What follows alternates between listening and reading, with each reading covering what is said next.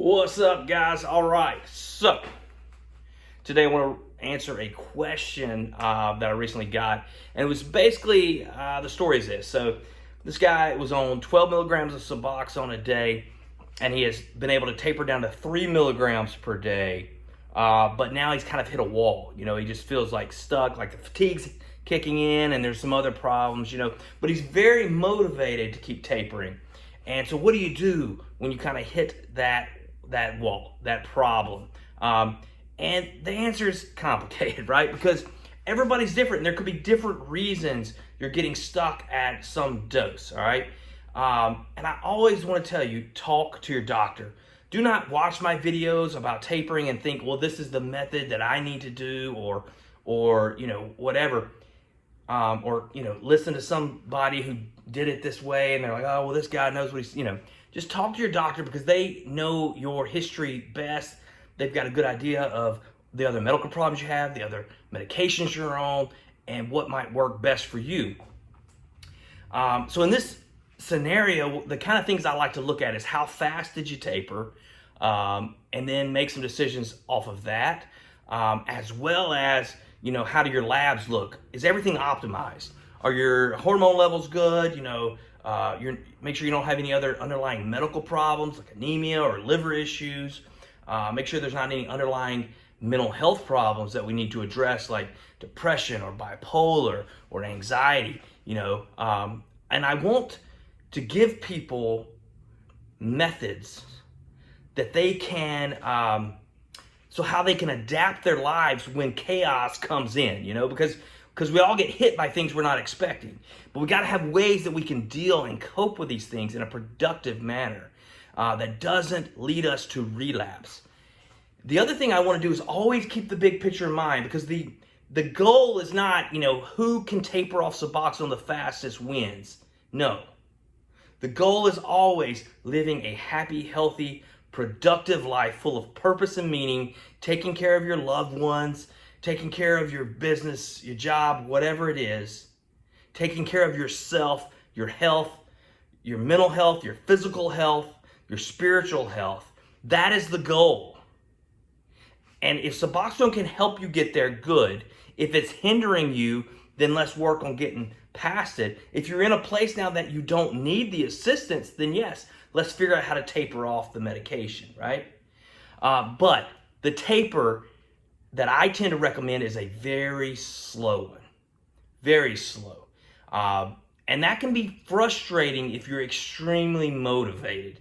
And a lot of times I see these folks who are so fired up that they taper quickly, and then they hit that wall, and that actually becomes a burden for them to keep going, right? Because they've gone so quickly, they had all this momentum and motivation, and now they're frustrated, and they're anxious, and they're stressed, and they're like, mad at themselves.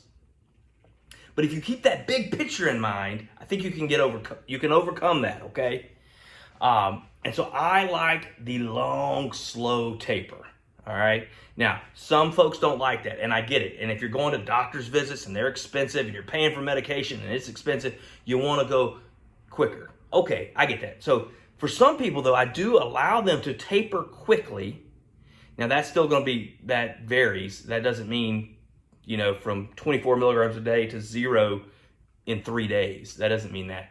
But I'm talking about a smart, well thought out taper plan. But that's quicker than my normal, very long drawn out plan.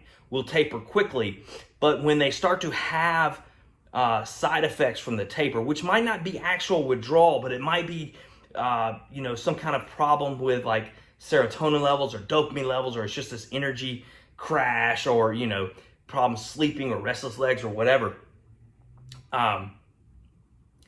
We'll then use other medications that aren't habit forming, or that we know that we'll be able to stop those no problem, just to get them over that hump, okay?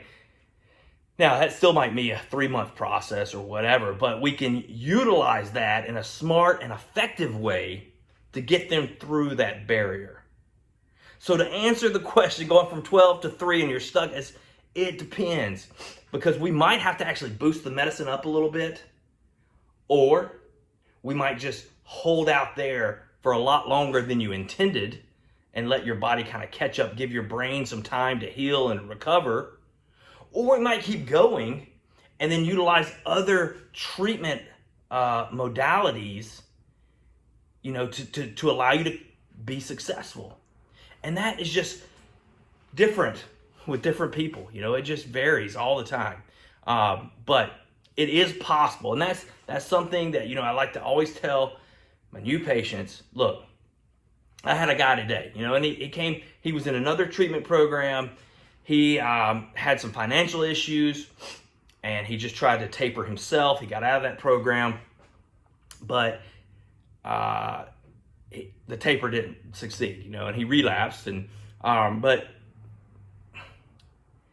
it was kind of like he was very motivated, but he got so low that he was having such severe problems that he thought, well, you're never going to get off this medicine. But we had a conversation, and he, of course, he told me, he's like, no one has really talked to him before about that it's possible to taper.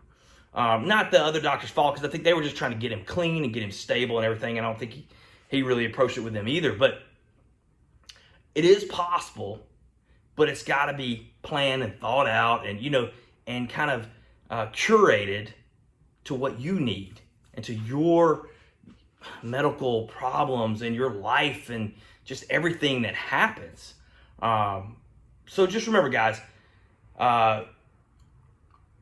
don't let your success actually be a barrier to further success. Okay? Don't get caught up in your head. All right, you're going to have these crazy thoughts. You're going to start thinking you're a failure or whatever. It can't be done.